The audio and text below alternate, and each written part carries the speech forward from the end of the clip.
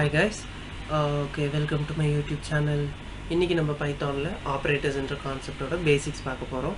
ஃபர்தரா வர வீடியோஸ்ல ஆப்பரேட்டர்ஸ் இன்னும் கொஞ்சம் இன் டெப்தா பார்க்கலாம். ஓகே, ஸோ ஃபர்ஸ்ட் பைத்தான்ல ஆப்பரேட்டர்ஸ்க்கு போவோமா? ஸோ ஃபர்ஸ்ட் ஆப்பரேட்டர்ஸ்னா என்ன?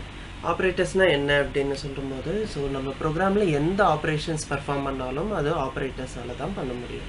Okay, for example addition, subtraction, division, அந்த ஆப்ரேஷன்ஸ் உங்களுக்கு தெரியும். ஓகே, இதுவே greater than or less than ஏதோ சம்திங் கம்பேர் பண்ணுறீங்க. ஓகே, ஏதோ ஒரு கண்டிஷன் செக் பண்ணிவிட்டு ஒரு ப்ராசஸ் நடக்கணும்னு நினைக்கிறீங்க. ஸோ இந்த மாதிரி சினாரியோஸ் எல்லாத்துக்குமே ஒரு ஆக்ஷன் ஒன்று ஒரு ப்ரோக்ராமில் நடக்குதுன்னா அங்கே ஆப்ரேட்டர்ஸ் இருக்கிறதுனால தான் நடக்கும். ஓகே, ஸோ இந்த ஆப்ரேட்டர்ஸ்ன்றீங்க, இந்த ஆப்ரேட்டர்ஸ் ஏதோ ஒரு ஆப்ஜெக்டை இப்போ ஃபார் எக்ஸாம்பிள் ஏ ப்ளஸ் பின்னா இங்கே ஆட் பண்ணுறேன்னு சொல்கிறேன்.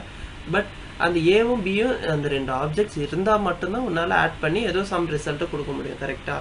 ஸோ இந்த ஆப்ரேட்டர் சில ஆப்ஜெக்ட்ஸ் மேலே ஒர்க் பண்ணோம் இல்லையா, அந்த ஏபின்ற மாதிரி, அதை தான் என்ன சொல்லுவோம், ஆப்பரன்ஸ் அப்படின்னு சொல்லுவாங்க.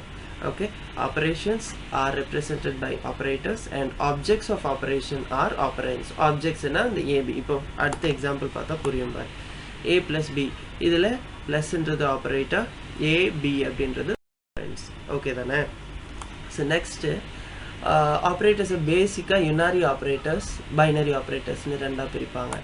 இதில் யுனாரி ஆப்ரேட்டர் பார்த்தோன்னா, யுனாரியில் ஒரே ஒரு ஆப்பரண்ட் இருக்குது அப்படின்னா அது யுனாரி ஆப்ரேட்டர்னு சொல்லுவோம். ஸோ அந்த ஒரே ஒரு ஆப்பரண்ட் இருக்க மாதிரி பார்த்தோன்னா ரெண்டு கேஸ் இருக்குது.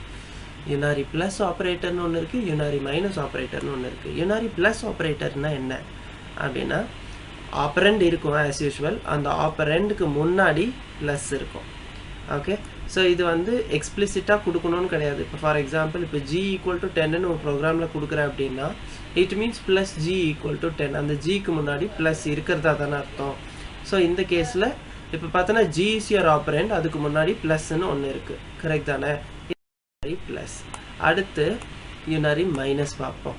அப்படின்னா ஒன்றும் இல்லை, ஆப்பரண்டுக்கு முன்னாடி மைனஸ் இருக்கும்பா, அவ்வளோதான். ஸோ இப்போ ஜி ஈக்குவல் டு 10ன்னா it means minus G equal to minus 10. அங்கே மாதிரி ப்ளஸ் வேணால் plus G equal to 10 value எதுவுமே மாறாது. பட் மைனஸ் ஜின்னு போட்டோன்னா வேல்யூவே மாறும்.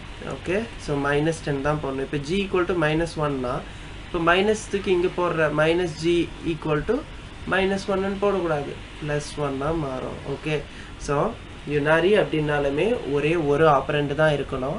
அந்த ஒரு ஆப்பரண்ட்டுக்கு முன்னாடி ப்ளஸ் இருக்கா மைனஸ் இருக்கா அதை பேஸ் பண்ணி unary plus operator, unary minus operator வைக்கிறோம். Okay, next binary operator. Binary ஆப்ரேட்டர்னா என்ன? பைனரினாலுமே ரெண்டு ஆப்பரண்ட்ஸ் இருக்கும். ஓகே, ஸோ பைனரி அப்படின்னாலுமே சம்திங் டீல்ஸ் வித் 2. கரெக்டாக? ஸோ இப்போ அங்கே யுனாரினா ஒரு ஆப்பரண்ட் இருக்குது, அப்போ பைனரினா ரெண்டு ஆப்பரண்ட் இருக்கும். For example A plus 5. So ஏன்றது ஒரு ஆப்பரண்ட், 5ன்றதும் ஒரு ஆப்பரண்ட் தான். நடுவில் இருக்க ஆப்பரேட்டர் பார்த்தோன்னா ஓகே. So thank you. ஸோ இன்னைக்கு ஆப்ரேட்டர்ஸோட யுனாரி ஆப்ரேட்டர்னா என்ன, பைனரி ஆப்ரேட்டர்னா என்ன, ஆப்ரேட்டர்னா என்ன அப்படின்றத பார்த்தோம். ஓகே, அடுத்தடுத்த வீடியோ கண்டினியூவேஷன்ஸ் உங்களுக்கு விடாமல் இருக்கணும் அப்படின்னா நம்ம சேனலை சப்ஸ்கிரைப் பண்ணுங்கள், tutor Gopi. Okay, and like பண்ணுங்கள், உங்கள் ஃப்ரெண்ட்ஸ்க்கும் ஷேர்